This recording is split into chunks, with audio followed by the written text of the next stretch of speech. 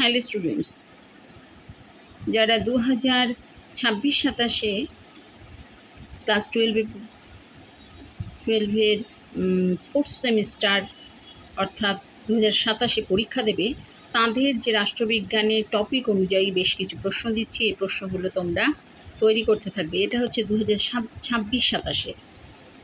তো প্রথম রয়েছে তোমাদের আন্তর্জাতিক সম্পর্ক, এর মূল ধারণা এবং রাজনৈতিক মতবাদসমূহ। প্রত্যেকটা প্রশ্নের মান হচ্ছে 2।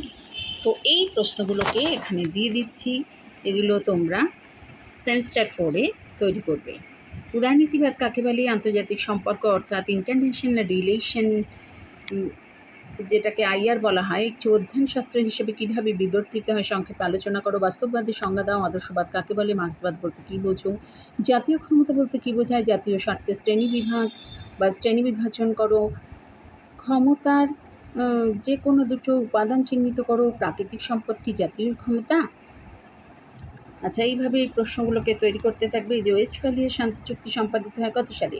20 ইয়ার্স ক্রাইসিস বইটা তো কে লিখেছেন? প্রাথমিক প্রকৃতি জাতীয় স্বার্থ কাকে বলে? বৈদেশিক নীতি নির্ধারণের জাতীয় স্বার্থের ভূমিকা কী? এই প্রশ্নগুলোকে তোমরা তৈরি করবে।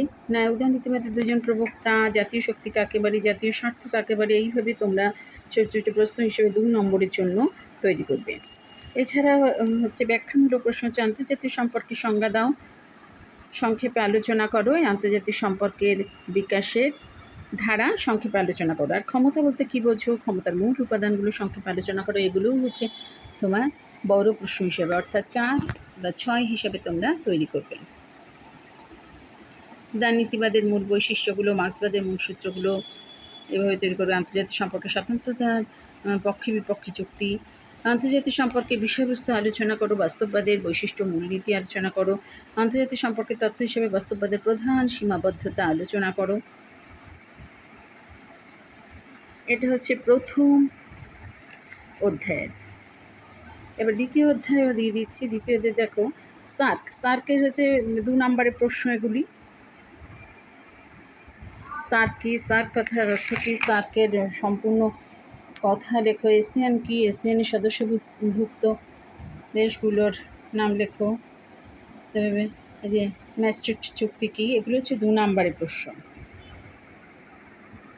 কোন সালকে কন্যাবর্ষ হিসেবে চিহ্নিত করার প্রস্তাব সার্কে গৃহীত হয়েছিল? এভাবে পরপর পড়বে। এবার বিশ্লেষণধর্মী বেশ কিছু প্রশ্ন দিচ্ছি। এই প্রশ্নগুলোকে তৈরি করতে হবে। এবার তৃতীয় অধ্যায় হচ্ছে বিশ্বায়ন। বিশ্বায়নের ছোট প্রশ্ন এগুলো দিলাম।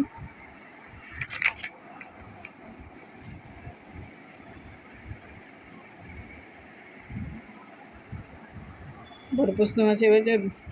এবার চতুর্থ অধ্যায় দেখো ভারত সরকারের বিভিন্ন বিভাগসমূহ।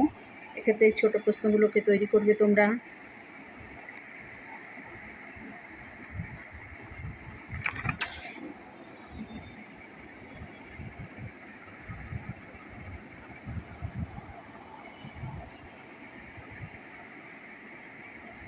এই যে জিরো বাবা কাকে বলে, খুব ইম্পর্টেন্ট এগুলো। সেইভাবে সমস্তটাই দিয়ে দিলাম। মানে অধ্যায়ের সবগুলোকেই দিয়ে দিলাম।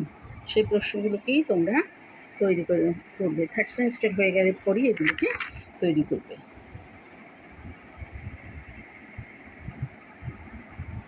ব্যাখ্যামূলক প্রশ্ন এবারে দিচ্ছি।